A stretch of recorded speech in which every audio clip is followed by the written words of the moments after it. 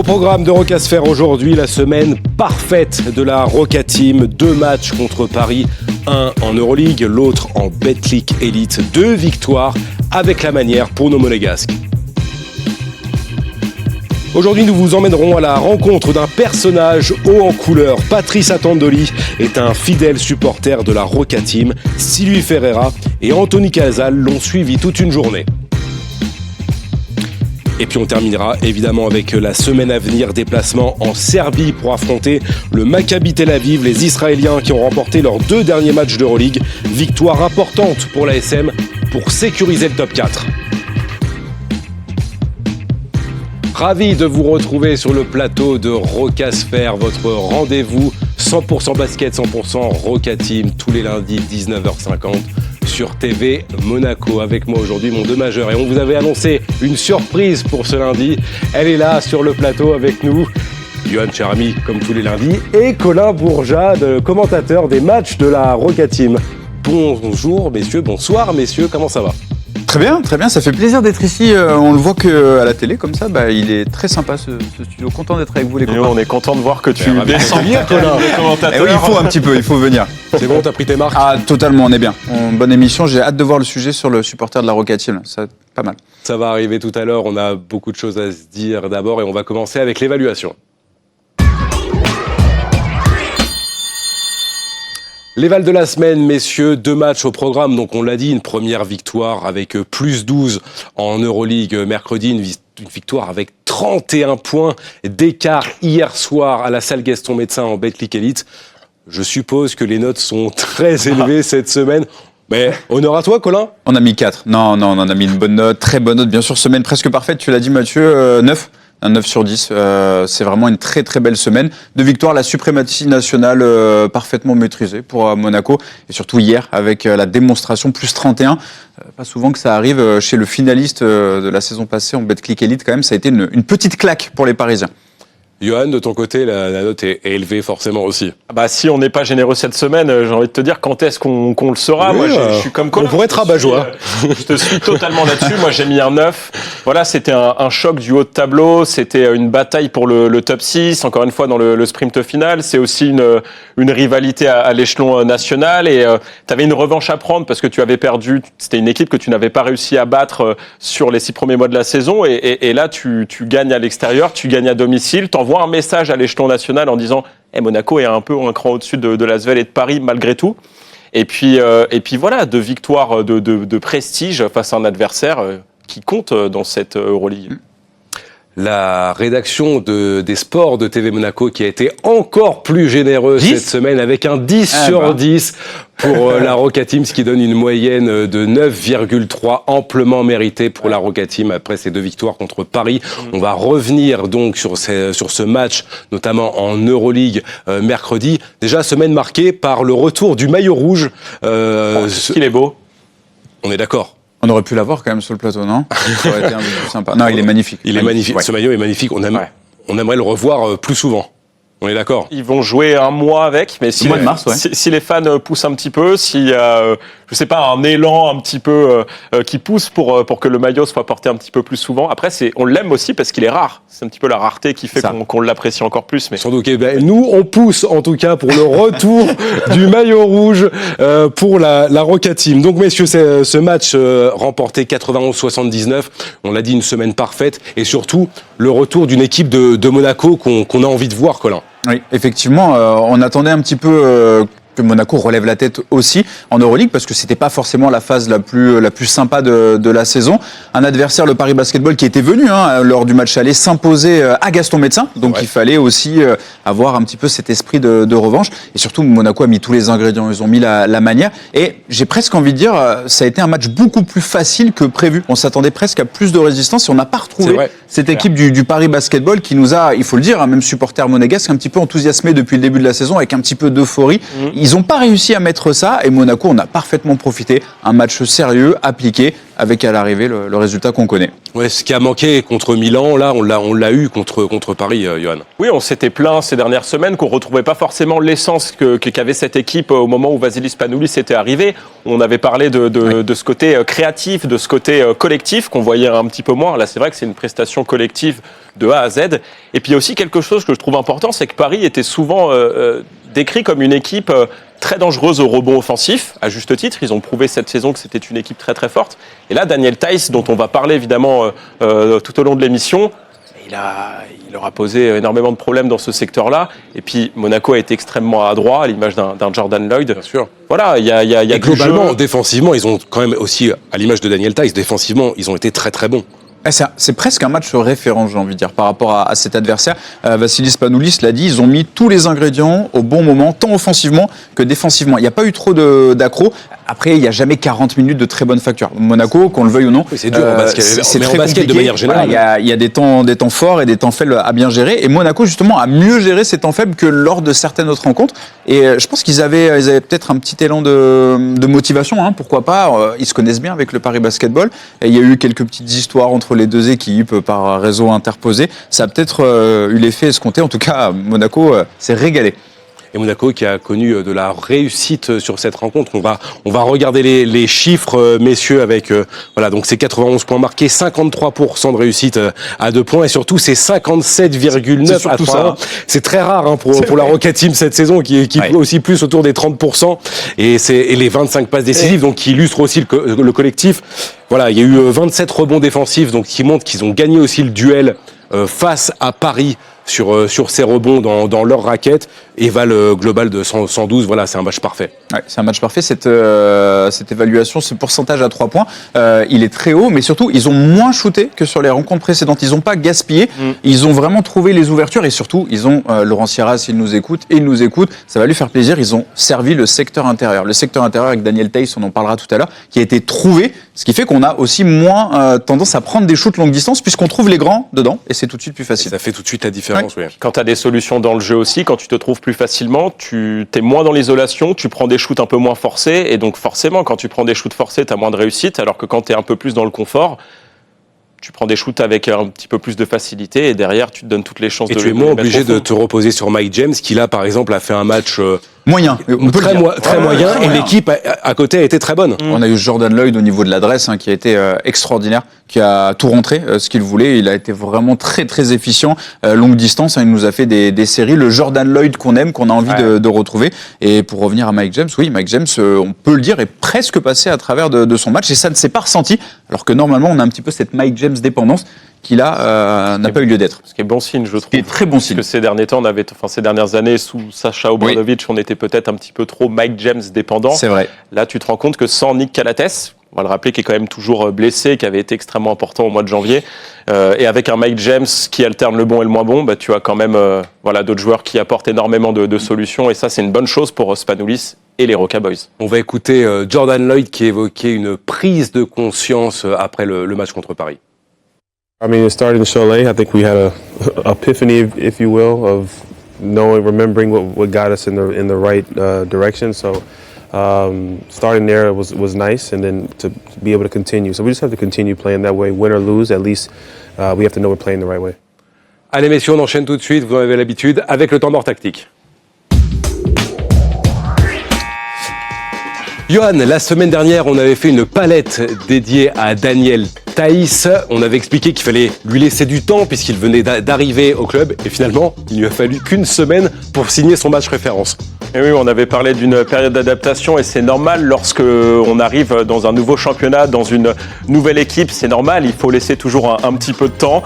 Force est de constater que l'international allemand n'aura pas eu besoin d'une période d'adaptation si longue que ça, puisque après 4 petites rencontres, il a signé son match référence sous ses nouvelles couleurs, auteur d'un match XXL face à Paris avec notamment 21 points et puis 7 rebonds.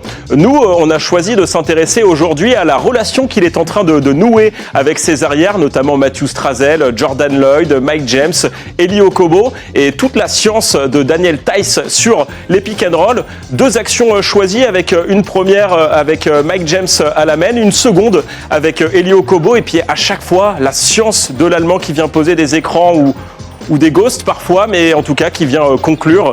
Et ça, c'est ce pourquoi finalement on l'a recruté. On manquait parfois un petit peu d'impact, on manquait un petit peu d'agressivité sous la raquette. Lui, il vient apporter ça, il vient apporter de l'impact physique et puis aussi voilà cette relation avec ses meneurs qui va être à perfectionner dans les semaines à venir, mais qu'on a vu face à Paris, ça donne envie pour le sprint final. Alors regarde ça, on décortique ça au ralenti et intéressons-nous juste ici.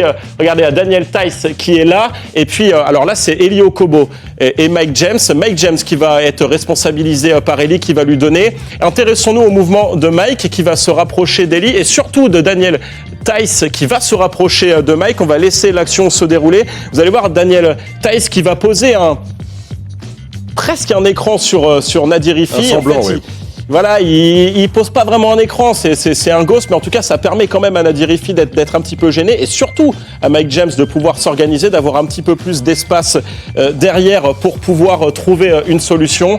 Daniel Theis qui va ensuite rouler vers le panier, trouvé par Mike James dans une petite passe entre les deux défenseurs et qui derrière vient conclure. Ça, c'est quelque chose que l'on a vu assez souvent pendant le match. Là, c'était avec Mike James. On va voir sur une autre action, c'est avec Eli Okobo. À chaque fois, il vient proposer ses solutions avec son impact physique, avec cette notion de pick and roll que l'on a envie de voir et de revoir encore match après match.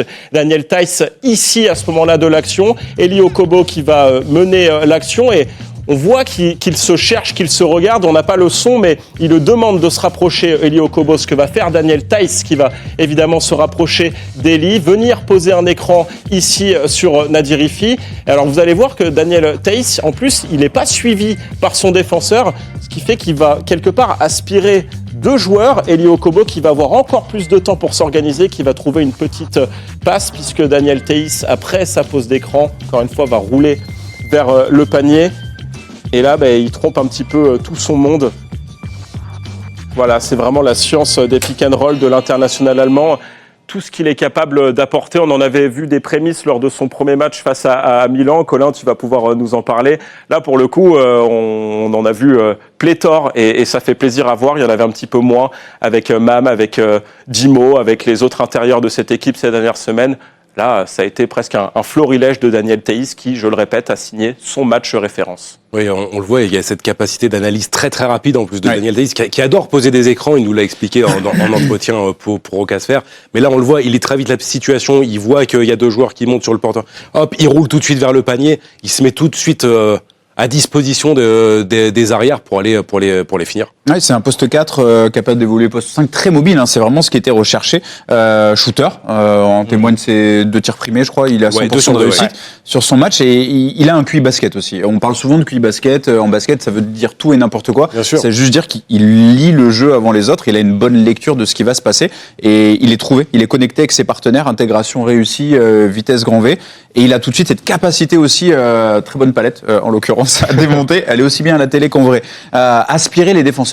Il aspire les défenseurs et tout de suite, là on le voit, il conclut tout seul, mais il peut même ressortir le ballon sur un extérieur, sur un arrière qui est à 3 points. Il a vraiment plusieurs palettes à son arc et pour l'instant ça se passe très très bien. Je suis impatient de voir la suite, notamment lorsque ça va se corser au niveau de l'intensité et de l'obligation de résultat. Je suis presque un peu surpris de le voir s'adapter si vite. Je sais pas quel est ton ressenti, toi, Colin, mais c'est étonnant après 4 matchs de le voir être autant performer autant, quoi. Je pense c'est déjà de la communication avec les joueurs. Il a choisi cette équipe, hein. On le rappelle, il était courtisé par d'autres équipes. Il a analysé le pour et le contre. Le discours de Spanoulis. Exactement, on lui a proposé apparemment, on n'a pas la science infuse, mais plus d'argent ailleurs dans d'autres équipes, notamment en Grèce. Il a préféré le projet sportif de Monaco et il a dû avoir des garanties dans le système de jeu de Vassilis Spanoulis. Spanoulis, on l'a entendu, hein, c'était quelque chose d'important. Il fallait arriver à servir les intérieurs. Papagiannis, Mamjaité, Donatas Motiejūnas, c'est des joueurs qui sont pas assez souvent trouvés pour une équipe comme Monaco qui vise le titre en Euroleague. Toutes les autres équipes ont des intérieurs dominants. C'était pas forcément le cas de Monaco. Alors on s'adapte avec ses armes et avec ce nouveau joueur, ça fait vraiment du poids dans la raquette. Daniel Theis, on va en parler dans quelques instants, mais avant on va se faire une petite pause avec le top 5 des meilleures actions de la 28e journée d'Euroleague.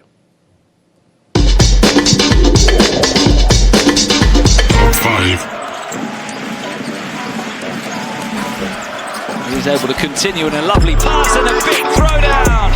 Another dunk from Gabriele Procida. His second of the night. Backdoor cut, beautiful. And shine like he did against Elvis. He'll do that again in the night with a good steal now. He's going to shine on the fast break now. Henry Nunn tricking multiple opponents into the Oakas Highlight Reel Hotel. It's looking for an angle. Go inside over Brankovic. Brankovic just disturbs the shot. And the three-pointer. My, did you see that? Shabazz Napier was looking for a comeback. He got it down the half court as he launched the shot. This is exactly double team him here. Yes, Mitoglou has the advantage. Pass. And Hazonia, the dynamite from Dubrovnik, detonated by the high-flying Croatian.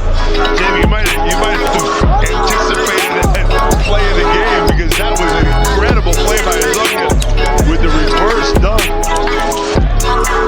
None! Oh, for the all-time leading shot blocker on a poster. Kendrick Nunn, what have you just done?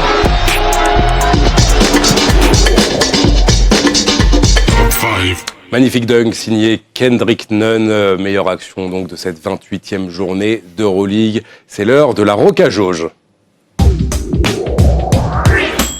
Messieurs, il est temps d'élire les MVP de la semaine de la Roca Team. On commence avec toi, Johan. Il me semble que c'est le même que la semaine dernière. Oui, j'ai choisi de mettre en lumière Jordan Lloyd. Alors, il n'a joué que 4 minutes hier en Belgique Elite, mais il a tellement bien commencé sa semaine mercredi, probablement son match référence en Euroleague. Un Jordan Lloyd, tu le disais tout à l'heure, Colin, en mode sniper, il a pris les choses en main, 21 points, 4 sur 5 à 2 points, 4 sur 4 à 3 points. Il a été chirurgical, tellement impressionnant en catch and shoot. On a l'impression qu'il est vraiment tout proche de son meilleur niveau. Aucune perte de balle dans ce match, c'est à souligner aussi, je trouve. Il termine avec la meilleure évaluation de la rencontre. Voilà, un Jordan Lloyd en mode MVP, dans un choc du haut de tableau, face à un nouveau rival. Ça aussi, ça compte, ça plaît aux fans, ça plaît à son coach. Et puis, voilà, il a dit après la rencontre, je veux croire que je suis de retour à mon meilleur niveau. Moi, je crois qu'il en est pas loin. Quand on voit qu'il est hyper relâché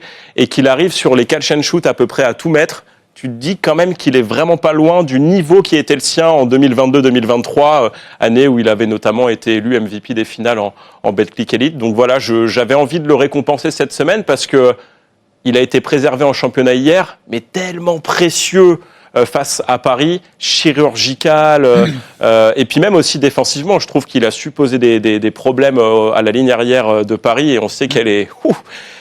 Elle est très très forte cette ligne arrière, donc voilà, j'avais envie de le mettre en lumière cette semaine, Jordan Lloyd.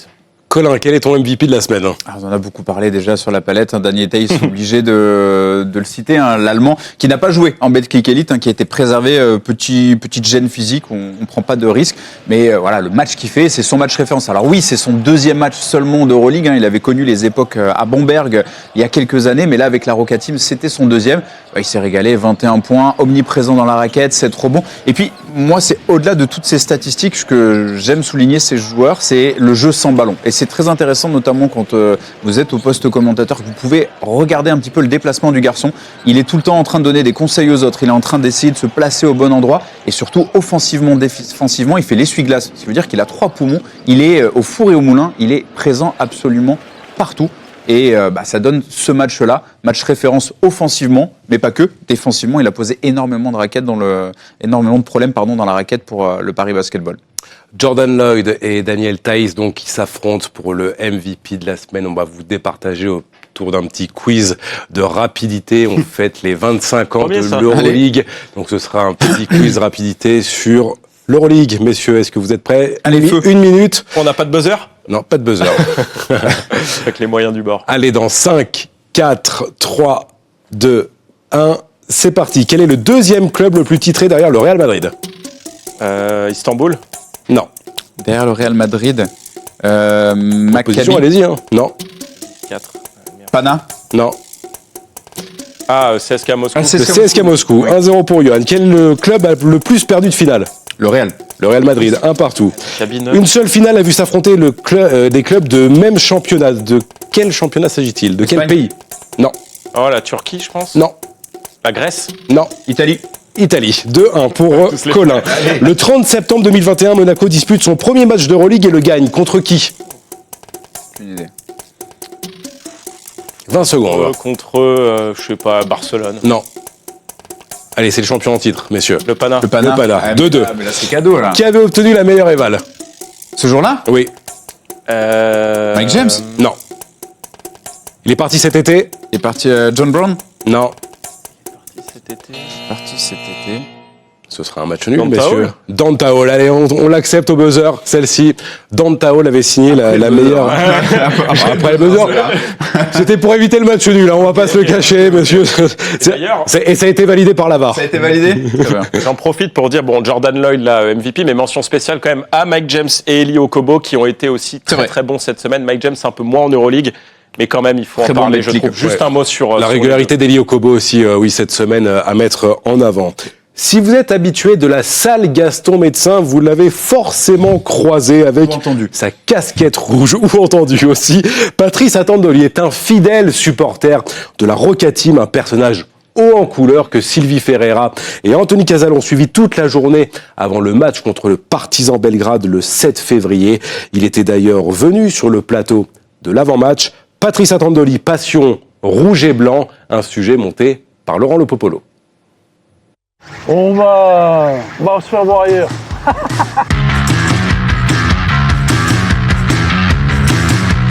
Ça fait 16 ans. Depuis le temps, j'ai vu grandir le club et puis je me suis pris d'amour pour ce club. Et nous, les supporters, on appelle ça au basket le 6e homme. Si tu connais le basket, tu connais Mike James. Ça, c'est incontournable. C'est-à-dire qu'on essaie de tout donner pour que les joueurs se sentent un peu soutenus à travers nous.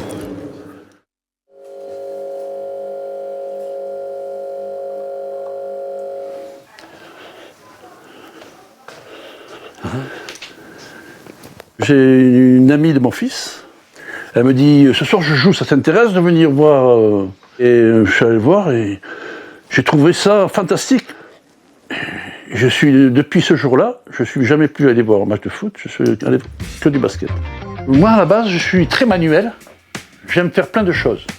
Un jour, je vois devant chez moi, là, je vois ce siège, par exemple. Je dis, top, ce siège, je veux faire quelque chose. Je vais tout démonter, tout lever. Et dessus, il y a tous des amis.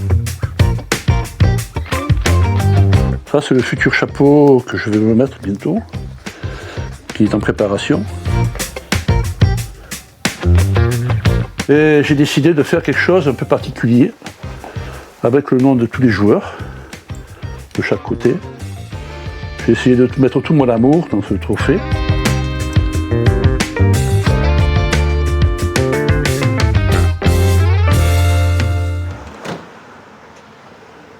Bon, match se prépare. Quelle heure il est? Il est 4 heures, bon, ça va. Ah là, vous êtes dans mon garage.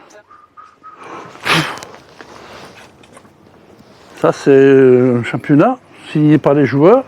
Et ça, c'est la Coupe de France. C'est un musée, si tu veux. C'est là où personne ne touche rien. Je suis chez moi. Ah, et là, j'ai oublié. Purée. Là, c'est l'année où on a gagné l'Euro Cup. Et à partir de ce titre, on a basculé dans l'Euroleague. Alors, tout a changé. C'était une page de nouveau qu'il fallait écrire. Je souhaite que tout le monde vive la même passion que je vis moi. On va faire un tour en voiture.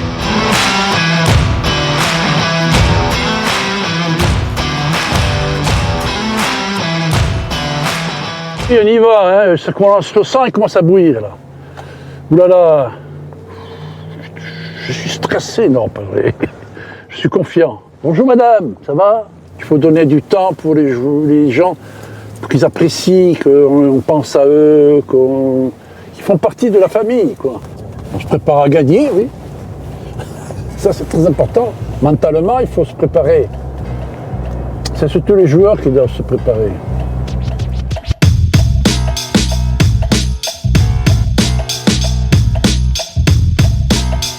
À l'époque, j'allais voir les matchs des garçons. On rentrait dans la salle, on était une trentaine.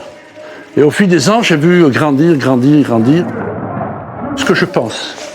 Mon club, c'est la Roca Team, ma passion, c'est le basket. Comme ça, en pleine forme, je vais attaquer tout là, je vais casser la baraque. Ah, on va la cour, on va les casser, on va les casser. On va les casser.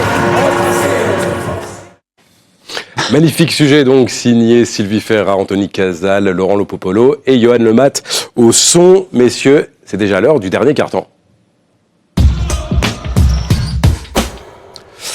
Monaco qui se déplace donc en Serbie pour aller affronter le Maccabi Tel Aviv jeudi, une équipe du Maccabi, messieurs, qui va mieux en ce moment, qui était avant-dernier, qui a gagné une place au classement grâce à 2 victoires consécutives, à la fois contre Fenerbahçe, qui est quand même deuxième de l'Euroleague, et contre l'Asvel.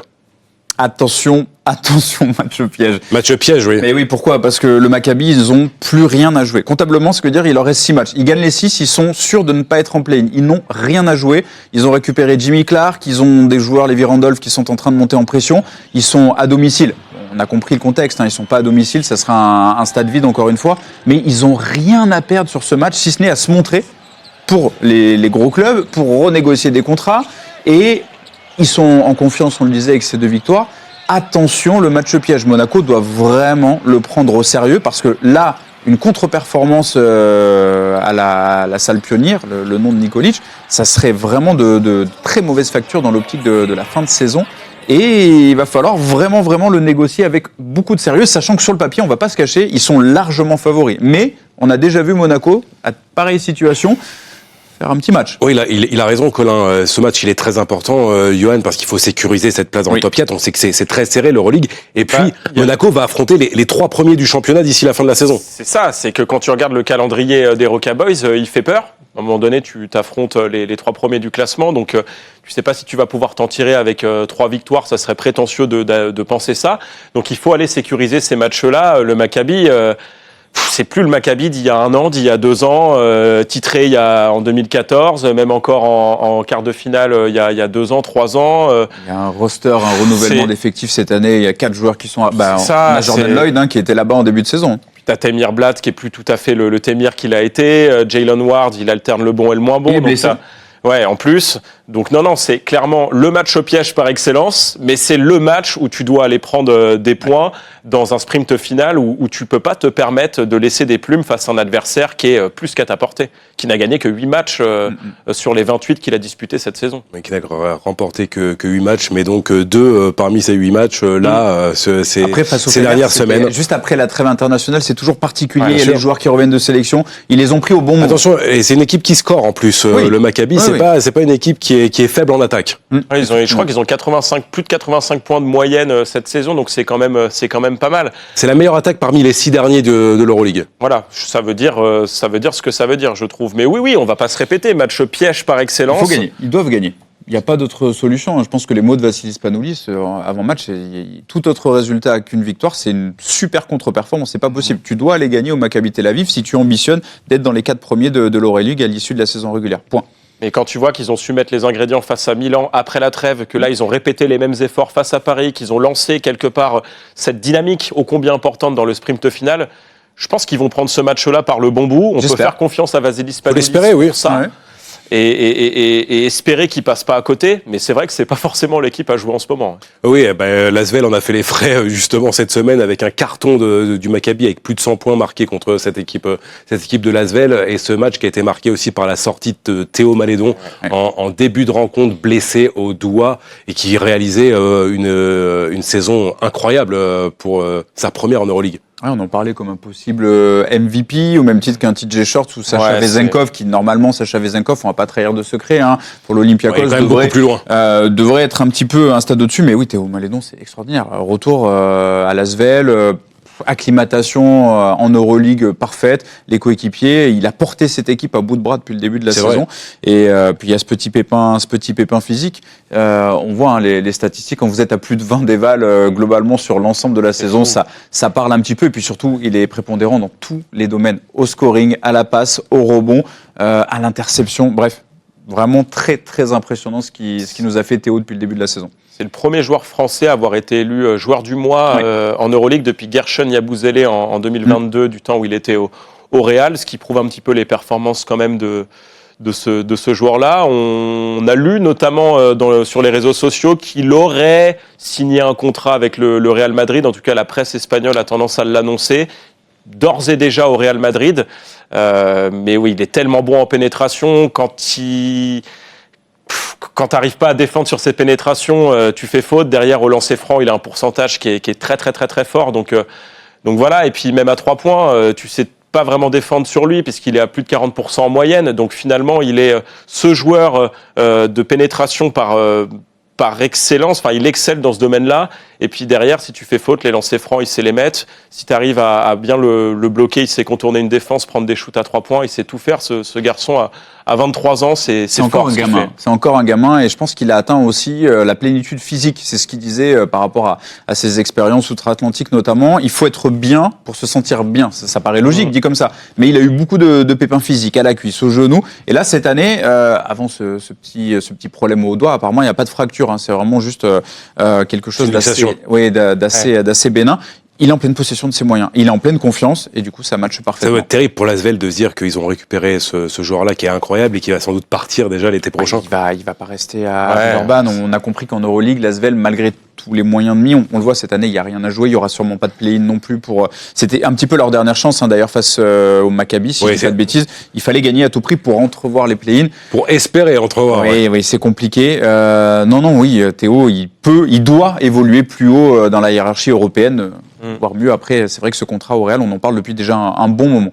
Il y avait d'autres matchs très intéressants cette semaine. On peut penser notamment au Panathinaikos qui avait affronté le Real Madrid. Mais nous, on va s'intéresser à une autre affiche, à un duel dans ce top 6 entre le Bayern Munich et l'Étoile Rouge de Belgrade et le Bayern qui a fait du Bayern, messieurs.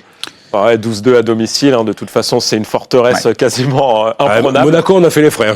Exactement. Mais non, on a encore vu le Bayern dans tout ce qu'il définit, avec des shoots à 3 points venus de nulle part. Et puis un joueur qui a surnagé aussi. Carson Edwards, avec ses 30 points, qui a été très très bon. Et pourtant, je sais que Joel Bolomboy, son évaluation est vraiment pas très très loin de celle de Carson Edwards. Mais à un moment donné, quand tu es aussi précis dans tout ce que tu tentes, quand tu as autant d'adresses, et surtout que tu es capable de marquer des points importants dans les moments où il faut. Après, on parlait de la Mike James dépendance ces dernières années. Il y a la Carson Edwards dépendance. Vous enlevez Carson Edwards de cet effectif. Il y a des joueurs autour, attention. Mais c'est plus le même Bayern Munich. Il se repose au niveau du scoring sur ce garçon qui est dans le top 5 des scoreurs. Ils ont retrouvé Vladimir Lucic aussi, le capitaine, qui a été très longtemps blessé, qui fait énormément de bien depuis son retour. Un joueur référencé, là aussi, gros cul basket. Mais Carson Edwards, il porte cette équipe du Bayern Munich. Andreas qui est capable de tout, grosse gâchette, mais il est capable de passer à travers Carson Edwards. D'ailleurs, on l'avait vu sur le match contre Monaco, il avait fait un non-match, mais quand il est dedans, quand il a la main chaude, ça devient un scoreur patenté inarrêtable. Je sais pas, il a ce côté un peu bulldozer où il joue des épaules, il est tout le temps dans la pénétration, il est très tanké comme meneur, assez petit, c'est un profil assez atypique, je trouve, dans l'Euroleague. Ouais. Mais il n'hésite pas à aller au contact et il obtient des fautes quand il n'arrive pas avec un petit flotteur ou par un one ou ce que tu veux à finir les actions. Donc il a une palette en plus offensive qui est hyper impressionnante. Et puis cette équipe qui est difficile à lire parce qu'ils n'ont pas vraiment d'intérieur. Donc ça joue beaucoup sur les extérieurs avec des 3 points de partout. Mais même les grandes de 2m20 à l'image de Voigtman qu'on a vu, ils shootent derrière. Du coup, on comprend. Non, mais c'est le jeu de cette équipe. Après, il y a aussi cette formation en face de l'Étoile Rouge Belgrade qui est peut-être encore plus difficile à lire. On le voit, ils sont toujours là au classement dans les 6, 7, 8 premiers. Et pourtant, c'est une équipe qui impressionne personne. Quand vous parlez à toutes les équipes qui ont affronté l'Étoile Rouge, il n'y a pas le petit truc, mais ils sont là. Et ils perdent des matchs, ils gagnent des matchs, mais ils sont quand même là. Bon, là, ils ont quand même perdu un gros coup sur le parquet du Bayern. Mais ça sera 2 équipes que normalement on devrait retrouver play-in, voire play-off. Et ce sera une équipe très dure à jouer, cette équipe du Bayern, parce qu'il faut aller gagner chez eux, on le disait, 12-2 sur la série à domicile. En vue des playoffs, pour eux, c'est signe de confiance aussi derrière de se dire, bon, sur les playoffs, on est costaud à domicile, normalement on devrait rapporter presque tous les points. Ouais, clairement. Je ne sais pas s'ils seront dans les 3, en tout cas s'ils sont dans les 3, c'est évidemment un avantage psychologique puisque tu as l'avantage du terrain, le Bayern. Ils sont pas dans les 3. Je pense pas qu'ils seront dans les 3 non plus. Là, en tout cas, il y en a 2 clairement qui sont au-dessus, puis après 3-4 on va voir. J'espère que ce sera Monaco. Mais oui, c'était la bataille, la bataille pour le top 6. Monaco, le Bayern l'a emporté. Ils reviennent à hauteur de Monaco d'ailleurs au passage. Et puis je pense qu'encore une fois, quand tu es capable de gagner contre quasiment toutes les équipes sur ton parquet, effectivement, pour te répondre Mathieu, je pense que tu abordes les playoffs avec des certitudes. Tu sais que tu peux laisser des plumes à l'extérieur, mais à domicile, tu es quasiment imprenable. Et ça compte évidemment. Le Monaco qui portait un maillot spécial donc mercredi pour les 25 ans de la compétition. Il y avait un petit badge en haut du maillot, en haut de la manche. Et pour l'occasion, l'Euroleague aussi a préparé un petit spot anniversaire. Regardez.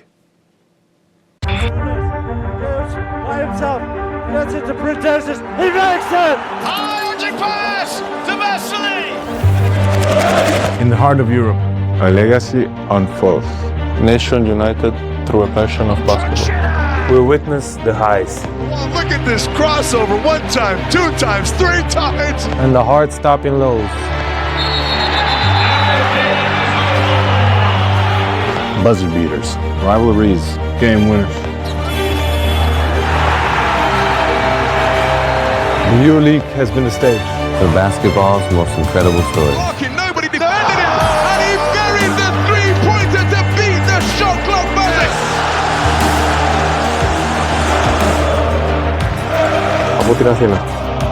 Y Madrid, soleado. Villeurbanne. Beograde, sa nama I u nama živiš ti.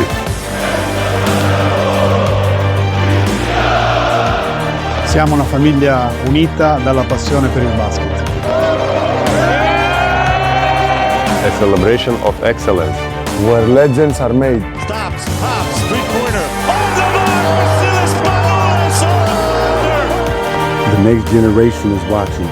The dreamers, the believers, the hustlers. This season is for them. The future stars will carry the torch to the next chapter. We are 25. We are 25. We are 25. We are 25.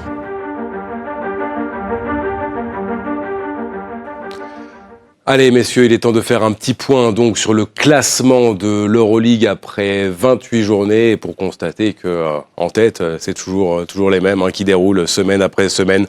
L'Olympiakos, 75% de victoire et qui sera un candidat très très sérieux au titre cette saison. Derrière Fenerbahçe et le Panathinaikos, on retrouve Monaco donc en 4e place à égalité avec le Bayern. Juste devant l'Étoile Rouge, les places pour les play-in avec Paris, le Partizan, le Barça et la 10e place occupée par Milan. Le Real Madrid qui est toujours hors place des play-in, vous allez le voir, même dépassé maintenant par l'Anadolu Efes Istanbul. Saison très très compliquée pour le Real, c'est quand même surprenant de les voir à cette position. On en parlait, donc l'Asvel, on peut le dire, c'est terminé maintenant avec cette 15e place. Le Maccabi, 16e, qui affrontera Monaco cette semaine. Et puis l'Alba Berlin, toujours dernier, avec seulement 14,3% de victoire. Le programme, désormais, de la 29e journée à venir cette semaine. Vous le voyez avec Fenerbahçe qui affronte l'Asvel, Étoile Rouge, Milan, Žalgiris Kaunas contre Paris, l'Alba Berlin contre le club de Vitoria, Baskonia, le déplacement donc de Monaco sur le parquet du Maccabi, la Virtus qui affronte le Real Madrid, Bayern Munich, Efes Istanbul et le Barça qui affronte le Partizan. Et puis évidemment, Le meilleur vendredi, le meilleur pour la fin. Ce derby, cette rivalité, ce match incroyable qui va avoir lieu entre l'Olympiakos et le Panathinaikos, le premier contre le troisième, la rivalité historique en Grèce. Et l'Euroleague vous propose justement un petit sujet sur le match aller qui avait lieu à Athènes. It is the rivalry of all rivalries. We welcome you to Athens, the derby of the eternal enemies. Champions Panathinaikos welcome Olympiakos here at a sold-out Oaka. Vezenkov uses his body well and puts it in, and Olympiakos lead by 6 early on. And here goes Williams, got in transition, got it and won. This place is about as quiet as you'll hear it tonight. Look out! Panathinaikos close the gap to 2 from 13 down. Juancho Hernan and Gomez failing it, stealing it, and so too is the Oaka. Lucas dancing with the defense, past foul, put it in and one. It's Kostas Lucas time. Back into Milutinon to punch it home in the paint. Back in the hands of Nunn, quarterback pass into the end zone, the touchdown to bring the house down. We are seeing a totally different Panathinaikos. Kostas Lucas to give Panathinaikos their first lead of the evening.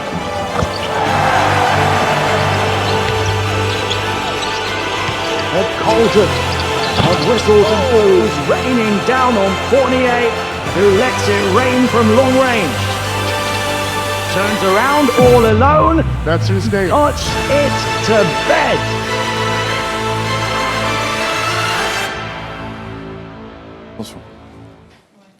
Ce choc, donc, à suivre vendredi, Olympiakos Panathinaikos. On vous encourage à regarder ce match si vous en avez l'occasion. Avant de parler des espoirs, un petit mot de l'équipe féminine de Monaco Basket Association qui a validé sa montée en Ligue 2, en Ligue féminine 2, après sa victoire contre Ambition Girondine samedi soir à la salle Gaston Médecin. Le Prince ainsi que les joueurs de la Roca Team étaient présents pour l'occasion. Félicitations donc à Monaco Basket Association. Les espoirs de la Roca Team qui affrontait donc aussi Paris samedi, salle Gaston Médecin, victoire 88-74 des jeunes coachés par Mickaël Pivot. Encore une très belle performance pour Golé Dembélé, double-double avec 11 points, 11 rebonds et 3 passes, 12 points et 7 rebonds pour Maxime Klitschko. On peut noter également les 14 points, 7 rebonds et 4 passes de Clarence Fondeur-Massamba qui a fait quelques apparitions sur le banc de la Roca Team cette saison. Les espoirs qui sont pour l'instant 3e à égalité avec Strasbourg et Dijon. Monaco distancé toujours à 5 victoires de Bourg-en-Bresse. Les espoirs qui font l'objet d'une série documentaire produite par TV Monaco, Les Pépites du Rocher, vous propose de suivre en inside la saison des jeunes monégasques. Les 2 premiers épisodes sont à retrouver sur notre plateforme tvmonaco.com. Le 3e épisode sera diffusé le 10 avril. Le prochain rendez-vous basket en direct sur TV Monaco, ce sera donc jeudi. Maccabi Tel Aviv, AS Monaco, commenté par Colin, aux côtés de Laurent Ciara, prise d'antenne à 19h50, coup d'envoi à partir de 20h05. C'est la fin de Rocasphère. Messieurs, merci de m'avoir accompagné encore cette semaine. Merci Johan. Merci Colin pour cette première. C'était sympa génial de te recevoir. Quand vous voulez. Quand vous voulez. Ouais, c'était cool. C'était vraiment sympa. Et on se retrouve donc jeudi aux commentaires du match contre le Maccabi. On se quitte avec le magic moment du match entre Monaco et Paris. Ce dunk signé Daniel Theis. Bonne semaine à toutes et à tous sur TV Monaco. Et c'est pas une raison aussi par rapport au résultat de Paris. Bien fait, Daniel Theis qui se montre encore une fois dans le secteur intérieur. Ça, Colin, c'est mis dans l'ordre.